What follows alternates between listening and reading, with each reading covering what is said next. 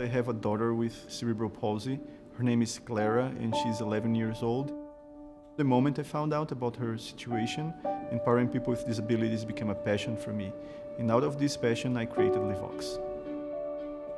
Livox is a solution for Android tablets that enables nonverbal people with disabilities to communicate.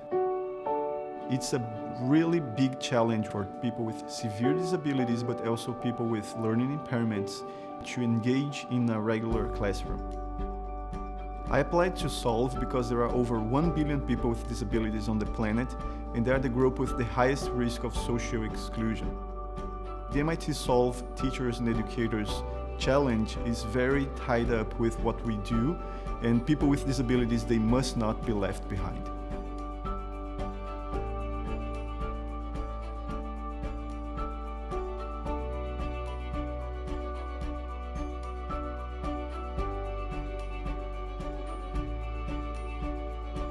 So General Motors partnered with MIT Solve with this idea that we find the best solutions when we try and harness the collective power of our intellect. And Solve really provided this platform and created this ecosystem of entrepreneurs from Brazil to Africa to India, all coming together and working towards this shared vision of making this planet a better place. Livox has the opportunity to grow beyond just helping Carlos and his daughter Clara, but going into helping hundreds of thousands, even millions of people throughout the world. We might be able to use the artificial intelligence in Livox to prevent distracted driving in the future. So even though Livox worked with a technology for people with disabilities, I think it's far-reaching. What we see is that early stage social entrepreneurs are everywhere around the world, but very few of them are able to succeed and are able to scale. That's what Solve is trying to help our Solver teams with, is really connecting them with people who can move resources to their projects to really accelerate their work. Because of Solve and GM, we are in a very good position now to improve the lives of people with disabilities, so we're really excited about the possibilities that lie ahead.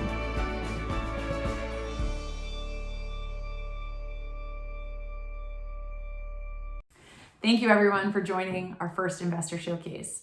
We're so excited to share the work with you and over the moon to introduce you to our first investees.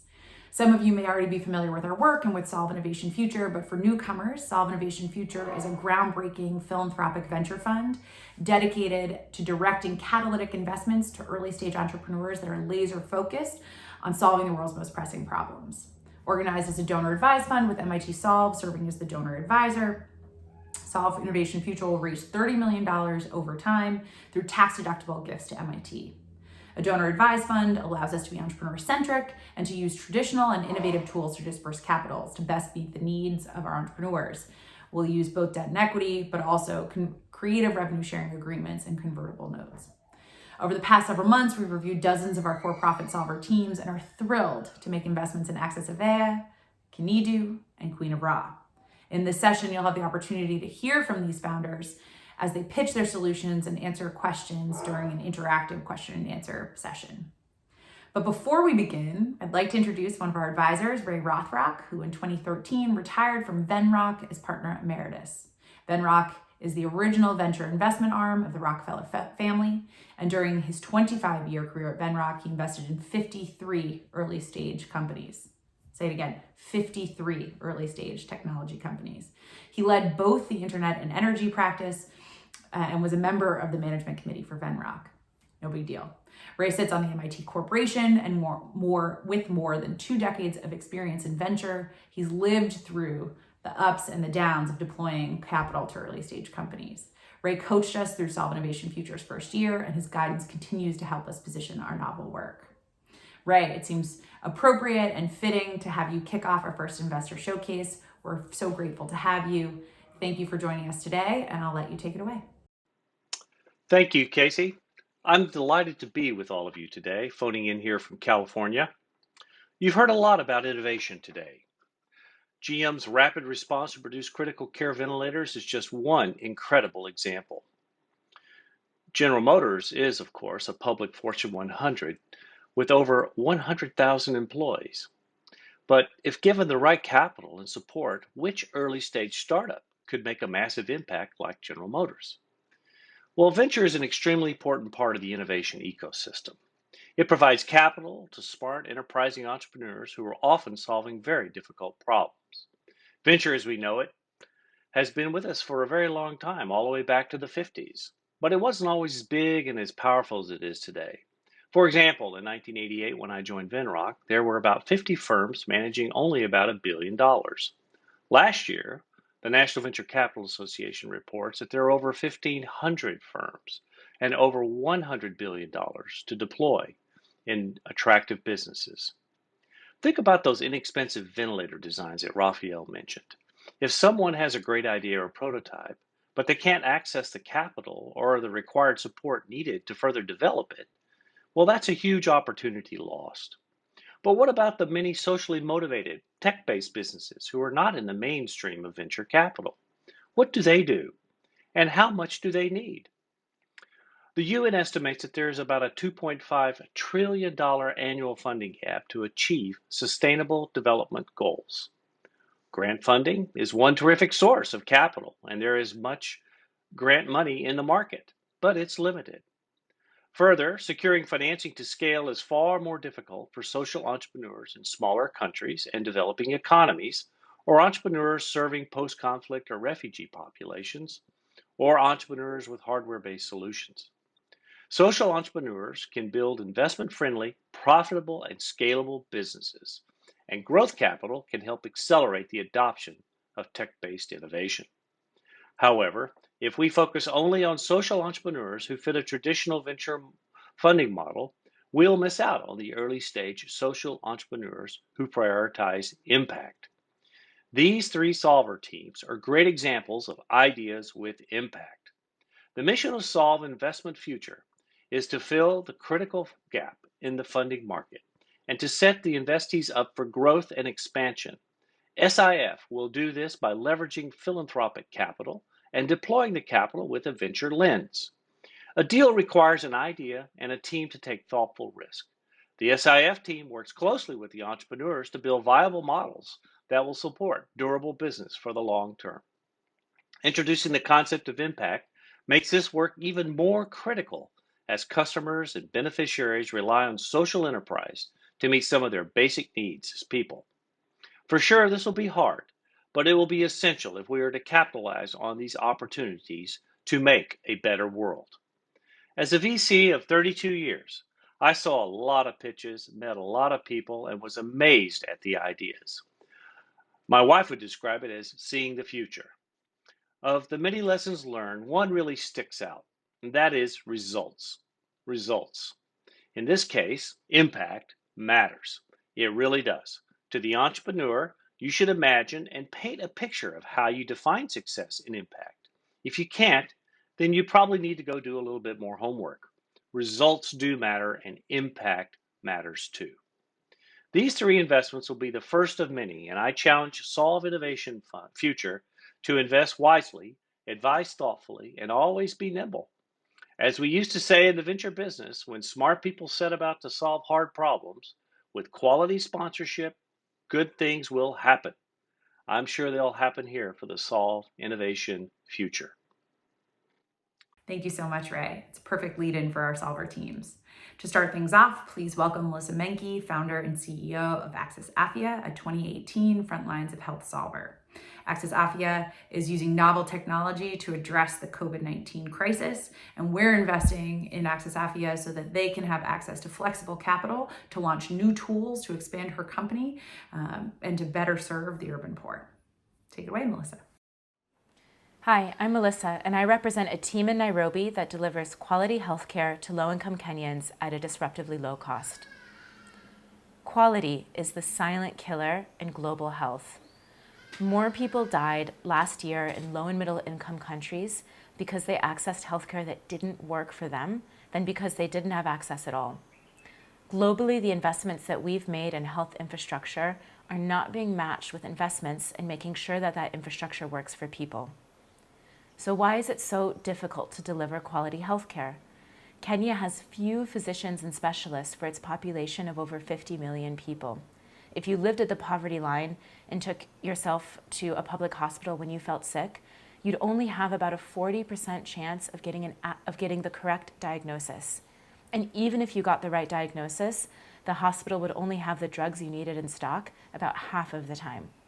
So you would turn to the private sector, where you would choose between buying your drugs at an informal chemist, like the one in this picture, and exposing yourself to the counterfeit drug supply chain, or using about a week's worth of wages going to a licensed private pharmacy. Access Afya solves for convenient, effective, and affordable healthcare through a standardized clinic chain running a custom digital health platform. Our model has re-engineered a conventional patient journey. Our clinicians greet you and use software to help treat and diagnose you.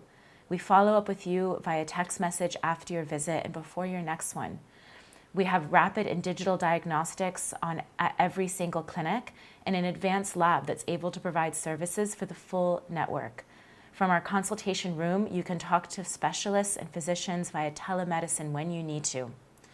Our model makes it possible for us to treat over 90% of what drives patients into our doors on the spot within our slum-based microclinics.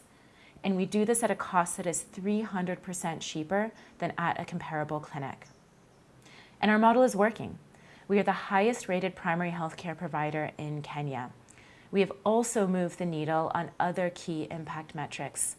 Last month, 98% of the patients that came to an Access Afya clinic told us that they felt better within 3 days of a visit. Our Net Promoter Score, this is a measure of patient satisfaction, is almost 6 times the national average in Kenya.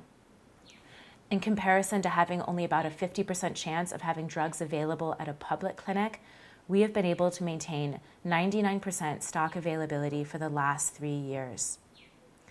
But currently, we're going through a huge pivot. COVID-19 is impacting our business in unprecedented ways. We are having to stock up on protective equipment for our frontline staff. We're having to get our elderly patients in the door early. We're educating the community and busting common myths that are spreading like wildfire. And we're working with partners to try and bring in economic relief for our patients who are really struggling right now. But what's exciting to me is we're also using this as an opportunity to completely rethink our care pathways one more time. I believe we can get 70% of the interactions that we have with our pregnant women, our diabetics, and our hypertensives into virtual care over the next few months. We're also looking to get just around half of our sick patients to be able to teletriage and e-prescribe medication for them over the phone. We're investing in our telemedicine platform and building one of the most accessible ones on the continent. Patients can access our doctors through USSD, a phone call, a web, or a mobile phone-based app. This is really important right now because people are worried to come to clinics, we're operating under a curfew, and health services are generally harder to access. But the work that we are doing today is going to be important long beyond the world has discovered a cure discovered an immunization for COVID-19. We're building a much more resilient model that I think is a lot closer to the healthcare that I wish I was using. I started my company 7 years ago because I thought it was wrong that Africans living at or below the poverty line were spending $12 billion every single year on healthcare that didn't work for them. Since then, I've built a team of 68 people in Kenya who have learned with me and pivoted our model, and we are thriving today. We've gotten so much support from the Solve community already, mentors, friends, and even investment. And I'm looking forward to continuing to build and evolve our model with all of you. Help me show the world that Africa can leapfrog conventional hospital-based healthcare. Thank you. Thank you, Melissa. I'm now thrilled to welcome to the stage our second investee, Luis Garza, founder and CEO of Kinedu. Kinedu was a 2019 early childhood development solver, and Luis is joining us from Monterrey, Mexico. In response to the COVID-19 crisis, Kinedu is expanding their platform and access to families who are staying home, staying safe, and may need extra support during these stressful times. We're investing in Kinedu to support the rapid growth that this team has planned and diversification to better serve the informal economy. Take it away, Luis. So good afternoon, everybody. Thank you for having me here to talk about Kinedu. And I'll start with the fact that there's a crisis of quality experiences across the world. On one hand, parents at home are nervous, anxious when their child is here. And educators are traditionally underpaid, overstressed, overworked, and don't have time to plan and focus for creating these early childhood experiences. And they're very important because early childhood experiences form the foundation of everything that comes later: health, academic success, and lifelong well-being. At Kinedu, we're trying to solve this problem by fostering across the ecosystem of adults that take care of children ideas, knowledge, and tools that help them undertake these early childhood experiences and play with their kids better. Kinedu is basically three things. On one hand, our early childhood assessment that through 7 years of research, partnering with leading organizations like Stanford University and looking at all the information that parents were leaving in an app, we've created an assessment which is a different way of looking at development. It can tell us variability, intrinsic to development, and show developmental trajectories. The second piece of Kinedu is our content. These are 90 to 120 second long videos, how-to videos that help parents and educators understand how to play with their kids. And finally, putting these two together, we get a personalized, adaptive, unique learning plan for every child, regardless of the setting. Kinedu occupies a space very different to every other parenting apps. We're not just a baby magazine, or we're just not a milestone tracker. We're an adaptive toolkit that helps parents and educators really create these experiences wherever they are. And I mean wherever they are, because we start with a core technology that we use for a families app that 1 million families across the world use, and we've translated that into an educator product. And we also provide tools for families to be very productive, and educators can really solve their simple bureaucratic tasks that they do day to day in a simpler way. During COVID, we reacted fast. We realized that our product could be used everywhere. And so we unlocked the app for free during March and April and ran into a nice problem to have, which is 1 million families using the platform every month. We also recognized the problem educators were having being apart from their children. And so we created a platform for them to guide development from their centers and at a distance, helping families along the way. And with MIT Solve, we'd be really focused on improving our recommendation engine. We moved from a linear algorithm to an artificial intelligence machine learning roadmap, and now we have the first iteration of this algorithm. We've also analyzed every question that we get over the last 12 months, and we developed with those questions a chatbot that helps families understand development at no cost in any place in the world in our 3 core languages, English, Spanish, and Portuguese. Thank you for supporting us, and if you want to hear more, please reach out. I'd be happy to connect with you guys. Thank you, Luis. I'm thrilled to welcome to the stage our third and final investee, Stephanie Benedetto, co-founder and CEO of Queen of Ra. Queen of Ra is a 2019 circular economy solver. She's joining us from New York, New York. Resources may feel more precious than ever in light of the COVID pandemic, and Stephanie is supporting local economies by recycling and providing fabric for personal protective equipment. We're investing in Queen of Ra so that Stephanie can engage with the world's largest textile production teams and have big impact fast. Stephanie, take it away. Are you naked right now? You're not, because you're using fabric. It's everywhere. It's where it's supposed to be, covering things like us. And it's where it's not supposed to be, sitting in warehouses around the world, just waiting to be burned or buried. Every single year, $120 billion worth of unused fabric just sits in warehouses collecting dust or being burned or sent to landfill. And based on this image, you might think we're just talking about scraps off a cutting room floor.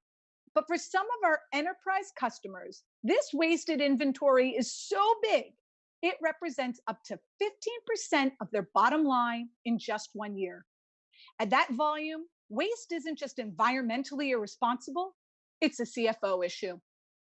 And that wasted fabric is destroying businesses' pockets and your drinking water. This image shows a river in China running red because of contamination from textile production alone.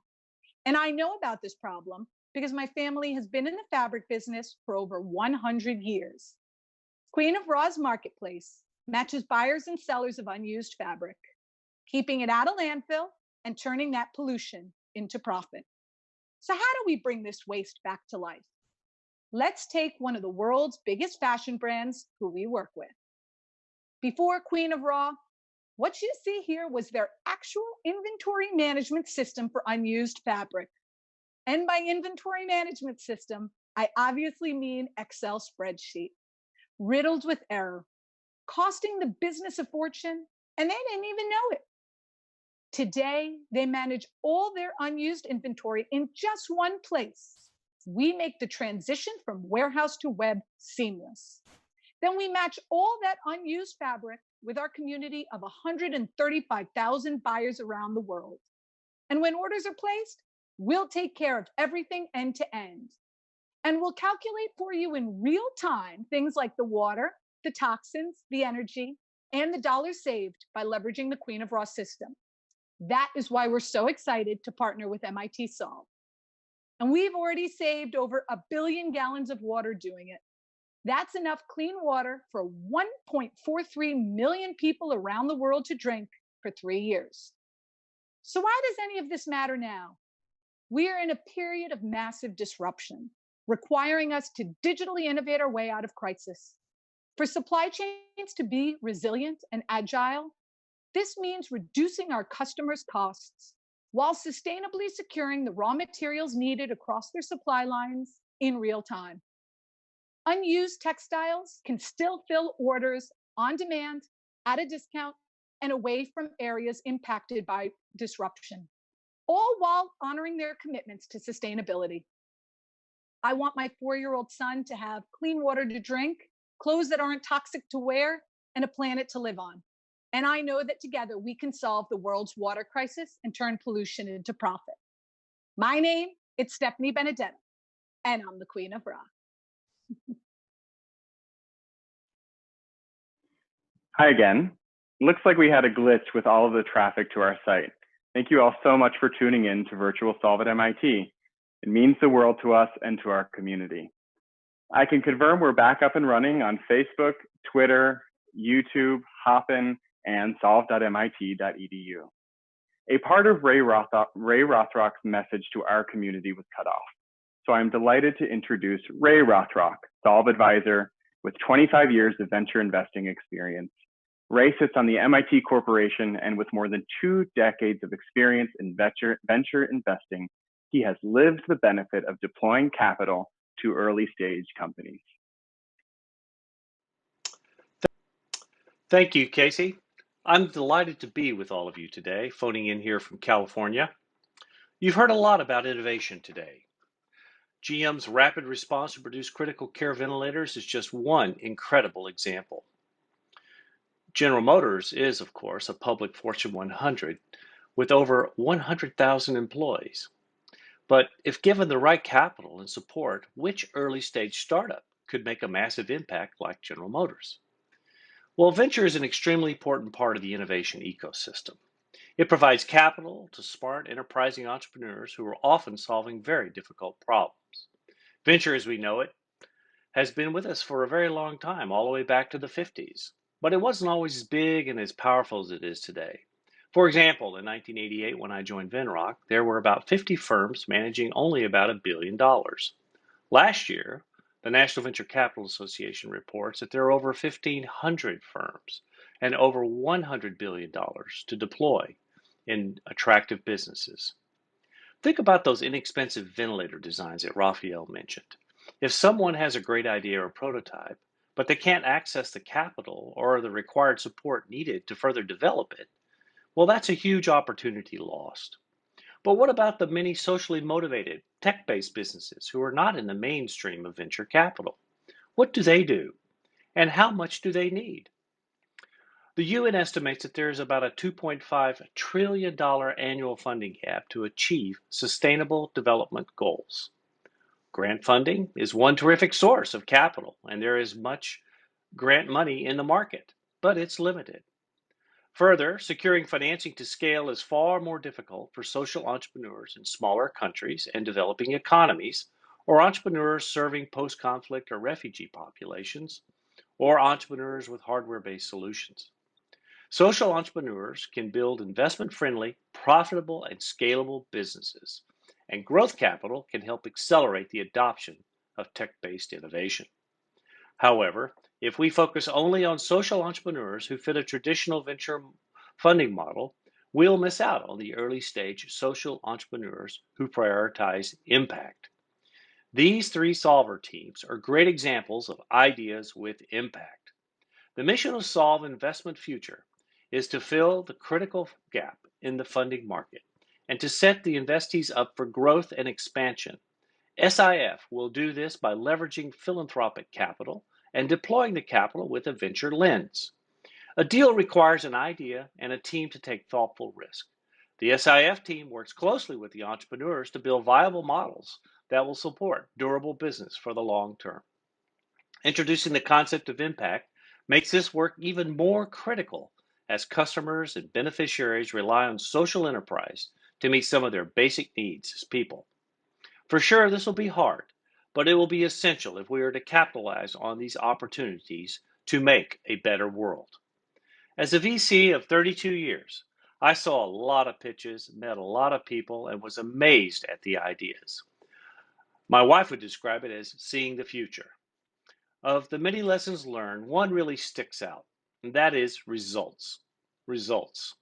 In this case, impact matters.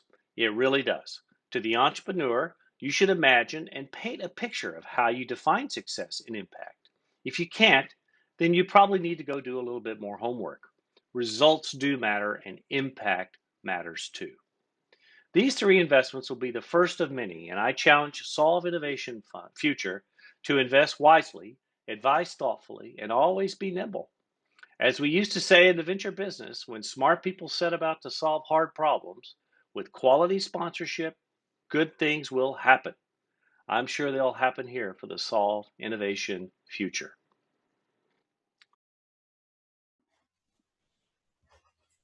Hi, all. Now that we've heard the pitches, I'm sure that you have questions for our solver teams. I've closed my door. We're ready to get down to business. Luis, Melissa, Stephanie, thank you for joining us this afternoon. We are so over the moon to have you as our first investees in our portfolio and to work together to build Solve Innovation Future. In terms of process, attendees, please feel free to submit questions. This is your chance to make this an interactive session. I'll collect questions from the community. So if you have something to ask, direct your questions to the appropriate solver and post them on Twitter using hashtag #SolveAtMIT or @SolveMIT. I won't ask for questions because no one can actually answer them right now. But now, before we get started, I just want to say a deep thank you and a thank you to the Empire team and to the broader audience for being patient with us as we got through our pitches. Stephanie, I loved your line that we need to digitally innovate out of this crisis. As much as I believe in all of your business models and your ability to react and be resilient, I actually thought that was a very pithy way to describe the challenges that you'll face moving forward. With respect to Queen of Raw, how does digital innovation and your enterprise work accelerate or pick up as a result of the need to sort of digitally innovate out of the crisis? For example, do you think you'll see more sort of inter or intra-related enterprise marketplace exchange because of the COVID crisis? Yes, thank you, Casey, and thank you, MIT Solve. I think COVID-19 has done nothing if it hasn't affected all of us personally and professionally. And in light of this, we're definitely seeing more pre and post consumer waste than ever before. All that unused inventory that we know is sitting in warehouses collecting dust or being burned or sent to landfill. And with obviously businesses facing bankruptcy and all these challenges and inabilities to pay their workers, it's a real challenge. And really, if they recognize unused inventory and digitizing their supply chain can actually help them both what they're doing right now, as well as going forward into the future. It's a way to save and make money, and now it's top of mind for everyone.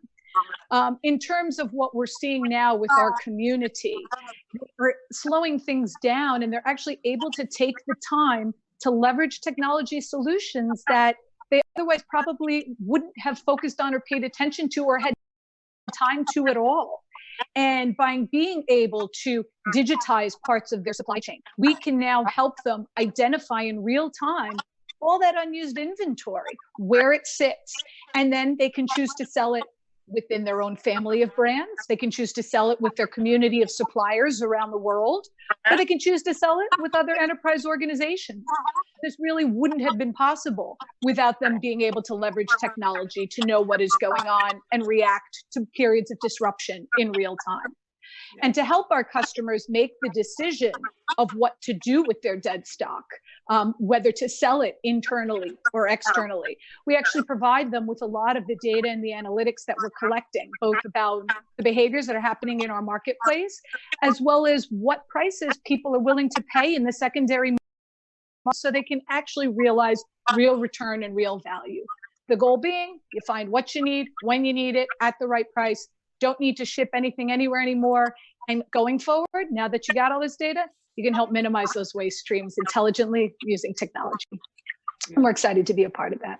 Yeah, I think that's great. And what's been fun, essentially, going through this process of deciding on our first investees and making those decisions and working with you all, is actually seeing the overlap and the challenges that you face, especially in this current context.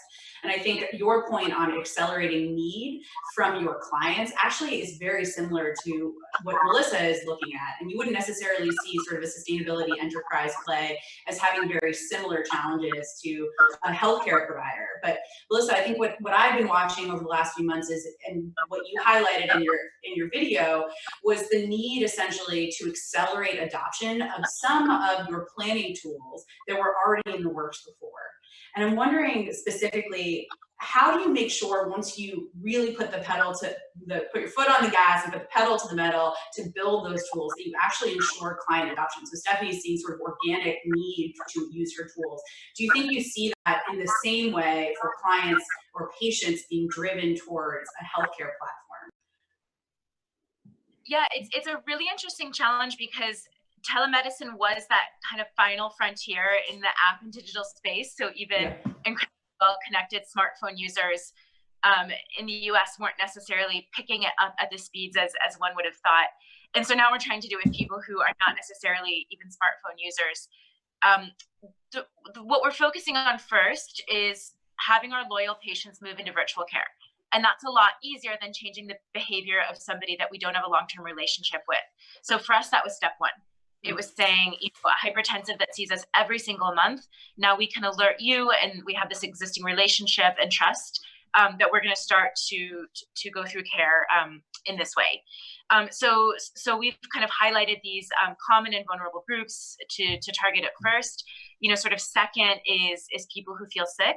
And actually right now, the way that we're thinking about adoption is, we've thought about all of the digital marketing and SMS blasts, but we're also just having people in our clinics train people on their way out. So you come in for a physical visit, and then you learn how to do this for next time. The third thing that we're looking at is how partnerships are really accelerating for us under COVID. We're partnering with people that we weren't partnering with before.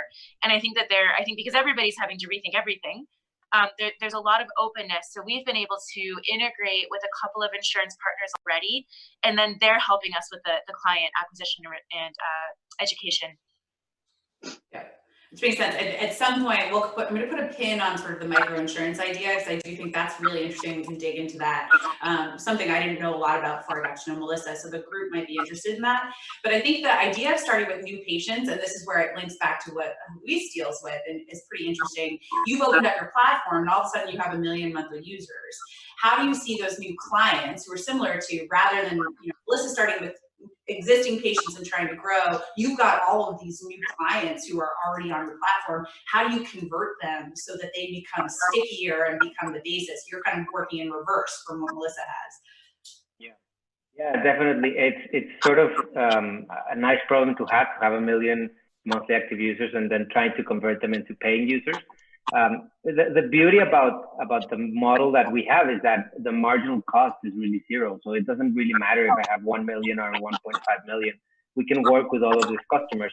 Then the challenge for us as a subscription-based business is, how do we provide consistent value in a way that it's not unexpected, it's actually something they expect. That's the definition of a subscription, for us, getting them constant value. But the interesting part is that as we get more users into the app, we get more subscription, we get more data on the user, we get more data that feeds into our understanding of development, our models that helps us really recommend these activities. The core of what we do, the value that we create is what is relevant for my child at which point in time. And that is something that as we get more users, it's easier to do because we have more data about it. Yeah, and that's a pretty interesting link. Actually, pause, just in what I'm seeing from we have a question from Twitter, but also when you're not speaking, do you guys mind muting yourselves? I'll make sure to call your name in advance, but I think it may be coming from either Stephanie or Melissa. So, Luis, you just mentioned the AI piece and the data piece and having data on those customers. The other piece that I think you referenced in your pitch that's pretty interesting from the AI side of the house is using AI to track impact. And obviously, impact is something that all three of you have close to the core of your mission, and certainly you have the opportunity to grow and deepen your impact through the crisis over time. How can you actually hold yourself accountable to impact, especially because you have a platform that appeals to folks across the socioeconomic spectrum? And how does AI help you do that? Yeah, so we think about impact, and I'll define it, we see it in three dimensions. One of them is the scalability of our solutions, so how broad we can go, where we can go.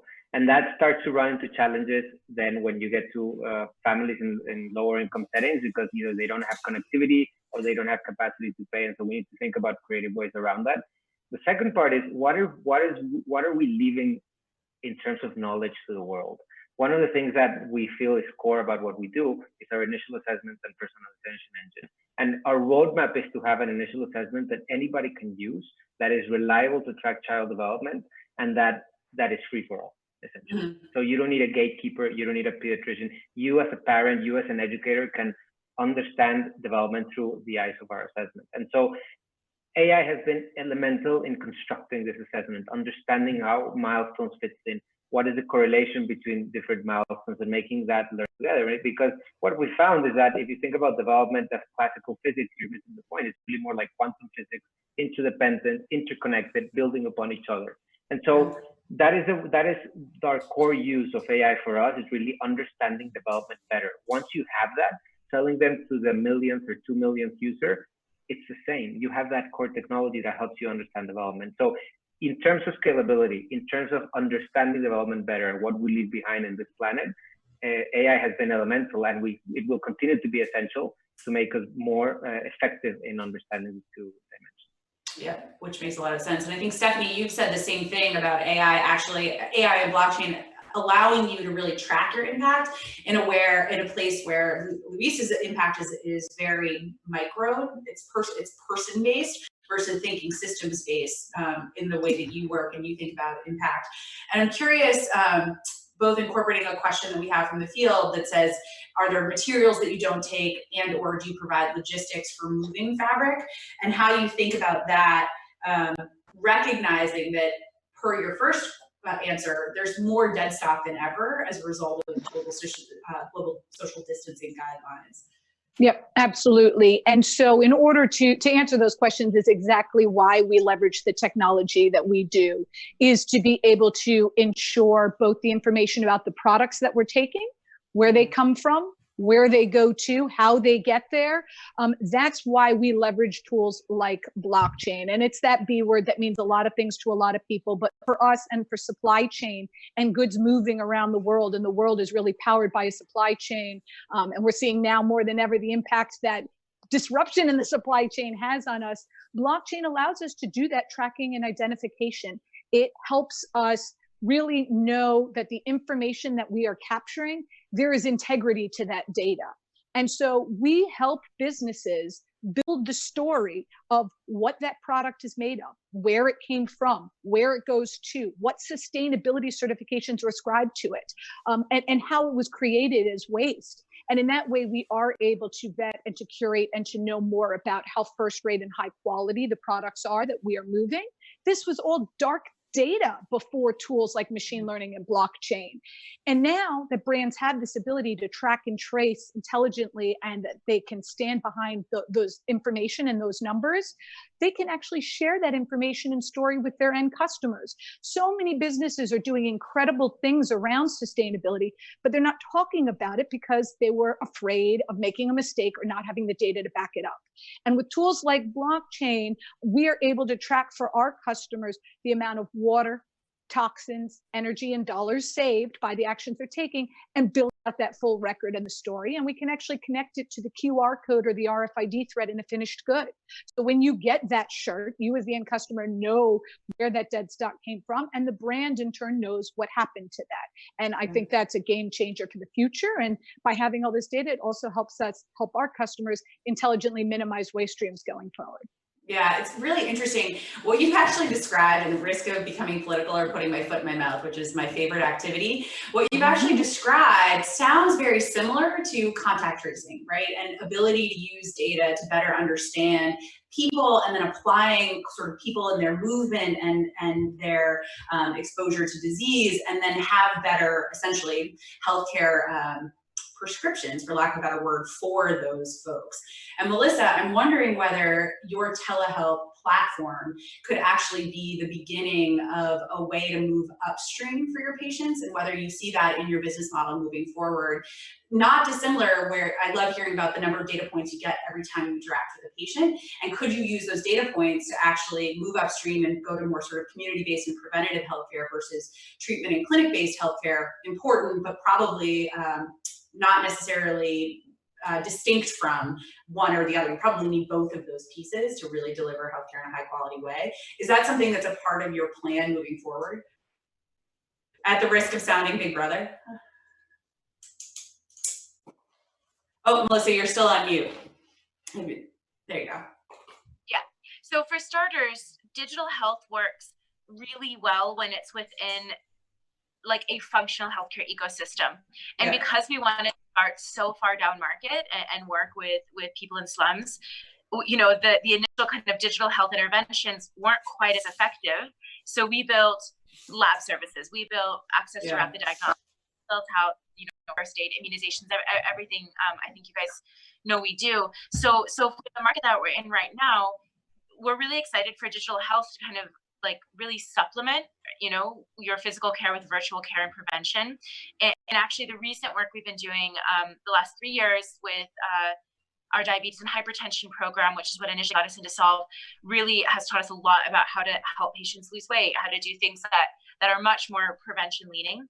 But to your point, the exciting thing about our virtual kind of care offerings is they easily extend into other markets where we can then leverage other people's infrastructure.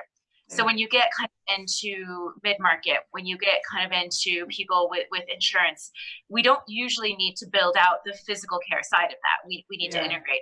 So our goal with MDoctari, our virtual care platform, is to help be your guide through digital health in Kenya and physical health.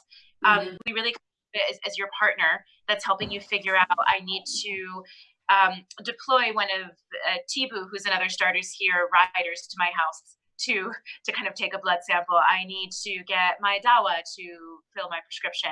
So we're already integrating in with partners, and we think that the exciting thing about kind of up market from where we are is a lot more partners we can integrate in and not have to replicate all of the physical aspects of our business. Yeah, which is pretty interesting. And I think there's a lot more that I want to dig into. Frankly, I think one of the most interesting pieces from early stage investing is really getting to know leaders and team, and understanding that Solve Innovation Future is betting on you and your teams, that you are going to continue to drive impact, and that you're going to do that through a sustainable business model. So I would love to get into that, but recognizing that we are coming up on time, what I'd love to do is pick up on, Melissa, your last comment and saying, this is what makes us different. And if I was asking you, you have an elevator pitch, 30 seconds to say what makes us different and what makes us better than or more capable of delivering this service than others, what would you say, Melissa?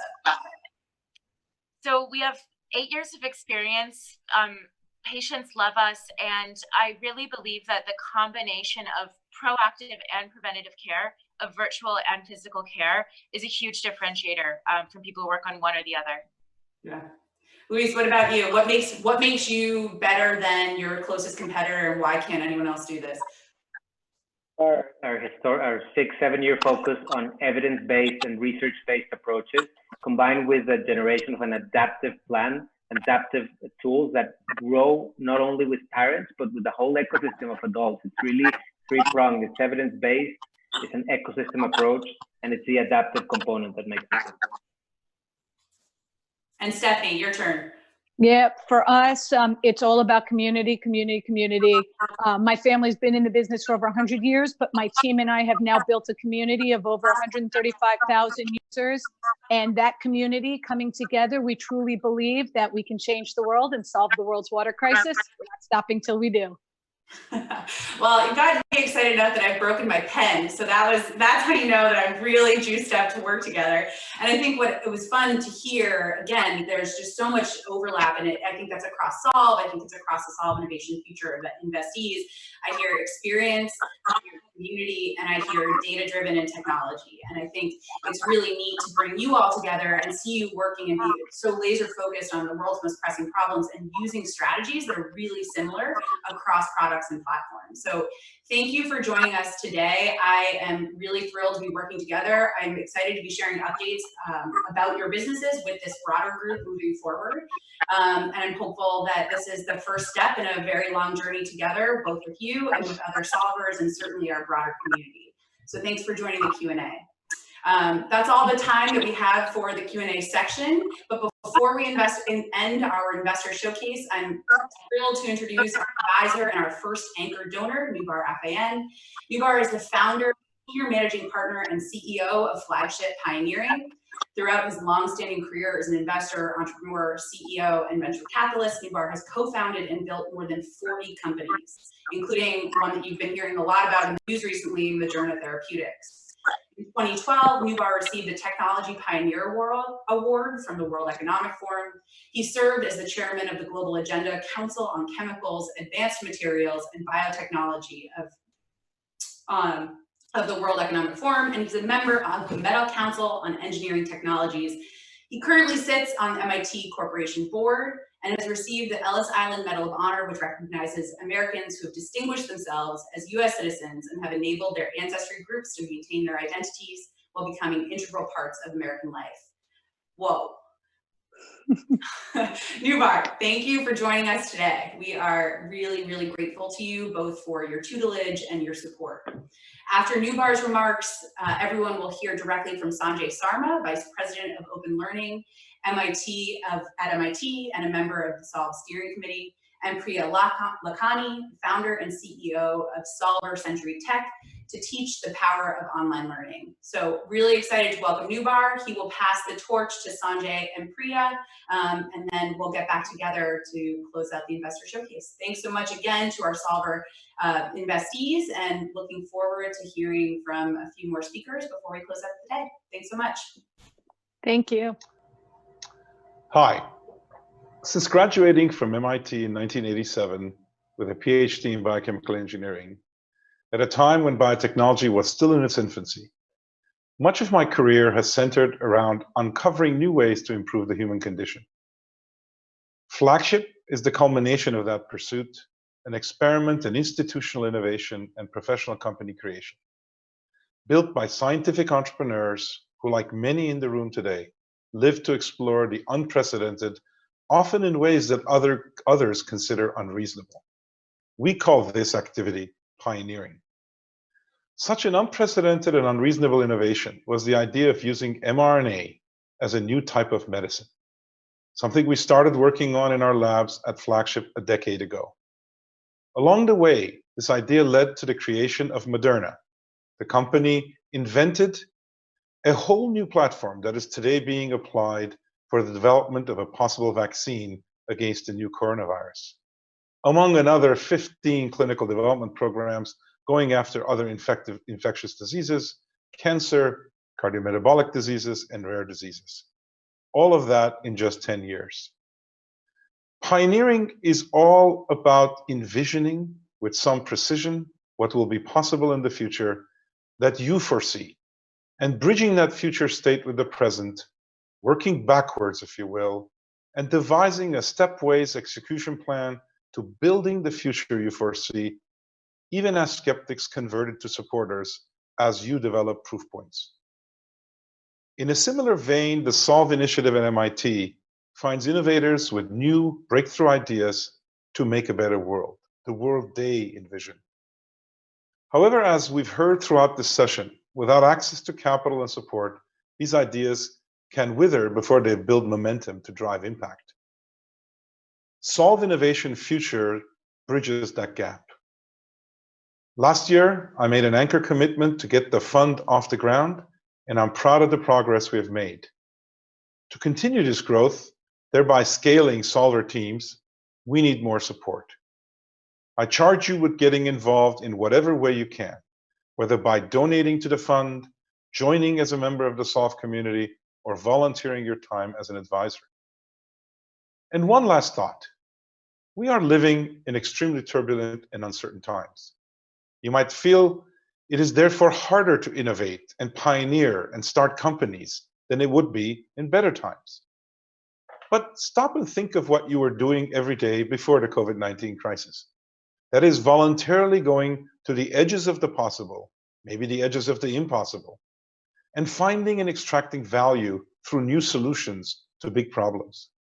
Living at that edge should make us all prepared for the current conditions, and maybe even enable us to have a competitive advantage over those who count on predictability, continuous evolution, and certainty of conditions. Those folks suddenly find themselves in a completely strange world, our world. Use this realization to your advantage as you survive this period and return to attempting to thrive. Good luck to all of you.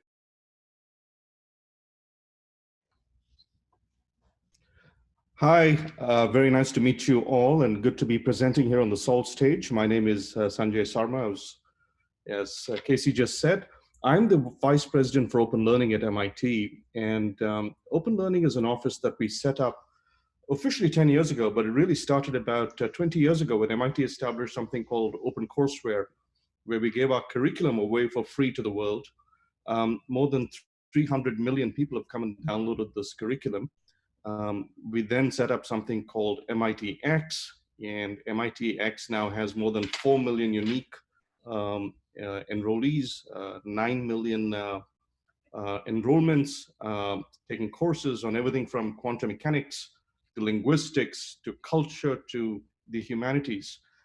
And this movement, this online movement that began as a good to have, has since become something around the world as a bit of a lifeline.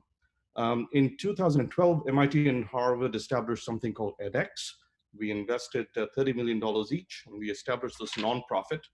And edX is a platform on which we project these courses to the world. And over the last several years, edX has increased its enrollments, and it is approaching 100 million enrollments. Likely be a celebration sometime in May. It's quite an extraordinary milestone. About 30 million unique enrollments, unique enrollees. Now, at MIT, we also pioneered something called the MicroMasters. A MOOC is a single course, and we took a bundle of MOOCs and we said, this is something called a MicroMasters. It's a new credential we invented. And the MicroMasters has since taken off. We now have almost 1 million people enrolled in MIT X MicroMasters. But more importantly, the MicroMasters has been adopted now by more than 25 universities, and there are more than 50 MicroMasters around the world on 5 continents. So these are all steps in the direction of taking what was a very in-person experience. Now, we will never be able to really truly recreate the magic of in-person. We really can't, and we have no compunctions about saying that.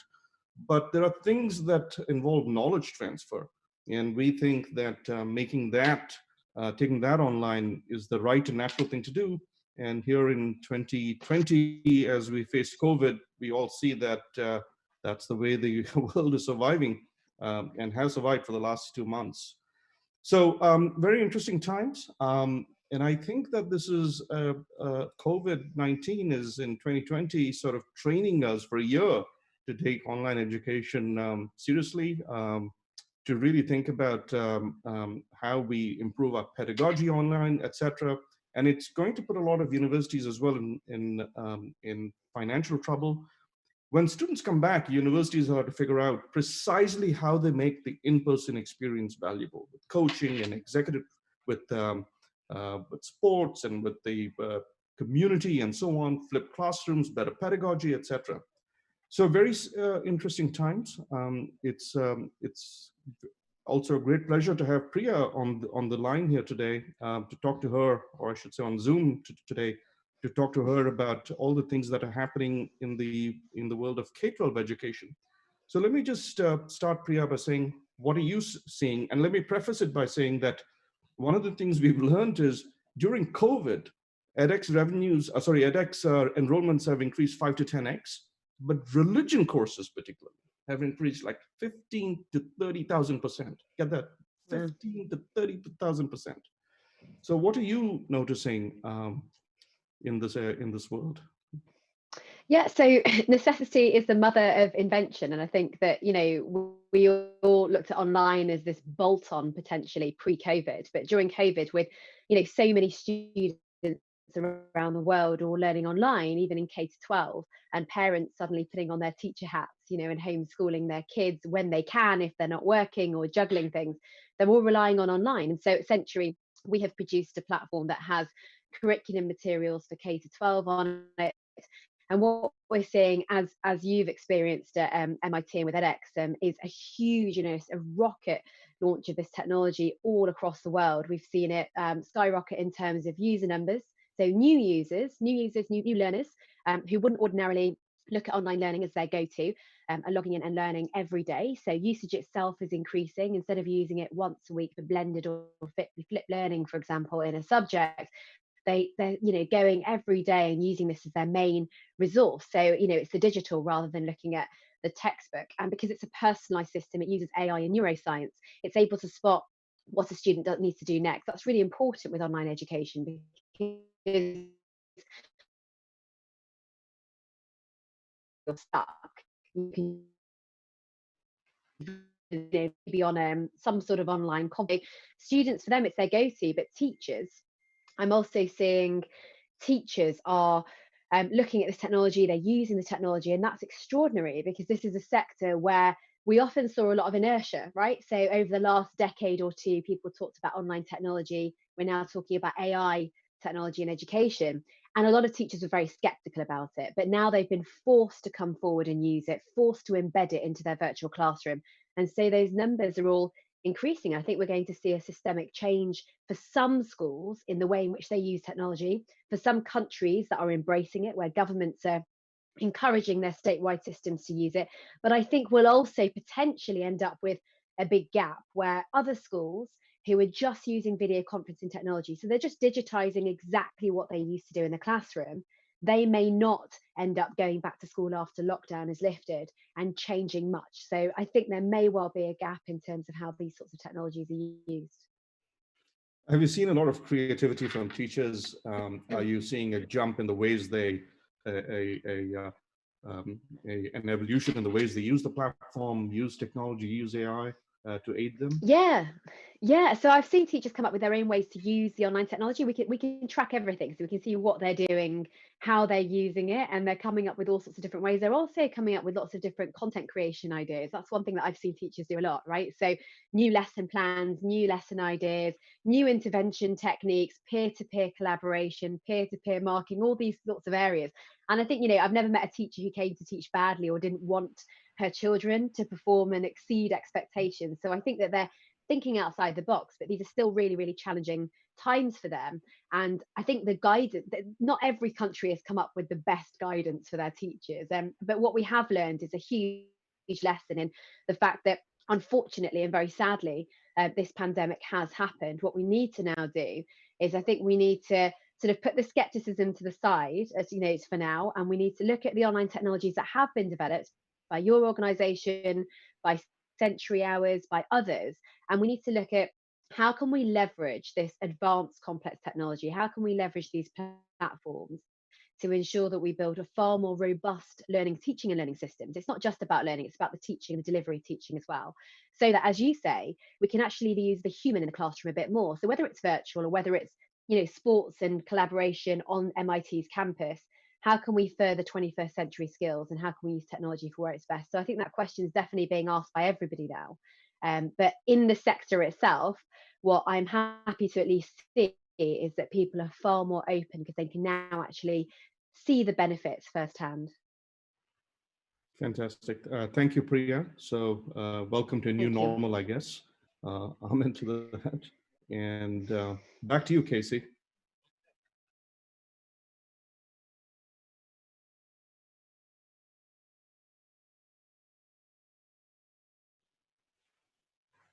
Thank you, Sanjay and Priya, for those terrific insights. And Noubar, thank you again for joining us this afternoon. Next up, we have an exciting announcement, as well as an amazing performance by Yo-Yo Ma. And I'll pause and say I started this conversation using a hashtag professionally, one statement I thought I'd never make, introducing Yo-Yo Ma, another professional statement I never thought I'd make. So please stick around. We have a lot of great content left for you as we close out the Investor Showcase. But first, tune in to an overview of Solve's 2020 global challenges. We've got 5 challenges that we are really excited to see some new Solver teams for, and we're looking forward to sharing those with you now. Thanks so much.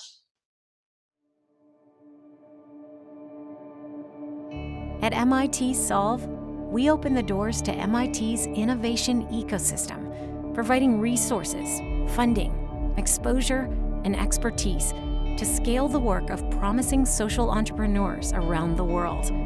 I was skeptical coming in, to put in so much effort into an application and, why should I do this? And coming into the program, right away, we felt so supported. Suddenly, I felt like I had additional team members to help us with our business development for finding resources, making partnerships. That was invaluable. This year, there's more than $1 million in prize funding available. We're looking for our next class of innovators, from nonprofits, for-profits, or academic teams, tackling one of these 5 challenges. Challenge number 1, good jobs and inclusive entrepreneurship. Globally, workers are experiencing 3 challenges. New technologies are wiping out jobs. Other jobs lack benefits, and many jobs require changing skill sets. How can marginalized populations access and create good jobs and entrepreneurial opportunities for themselves? Challenge number 2, learning for girls and women. Girls and young women must overcome significant barriers to reach learning milestones. But if every girl received 12 years of quality education, women's lifetime earnings could increase by up to $30 trillion. How can marginalized girls and young women access quality learning opportunities to succeed? Challenge number 3, maternal and newborn health. Every 11 seconds, a newborn or mother dies of conditions related to pregnancy and childbirth. And for those who do survive, obstacles to physical and mental well-being abound. How can every woman, new mother, and newborn access the care they need to survive and thrive? Challenge number 4, sustainable food systems. Agriculture is a major source of greenhouse gas emissions, yet we need to deliver healthier food with minimal environmental impact to feed the world's growing population. How can we produce and consume low-carbon, resilient, and nutritious food? Challenge number 5, health security and pandemics. Coronavirus is the latest in a series of infectious disease emergencies. To ensure global health security, we'll need innovations to prevent and mitigate disease outbreaks now and in the future. How can communities around the world prepare for, detect, and respond to emerging pandemics and health security threats? If you have a tech-based solution to one of these challenges, you could be one of our next Solver teams. Visit solve.mit.edu to apply by June 18th.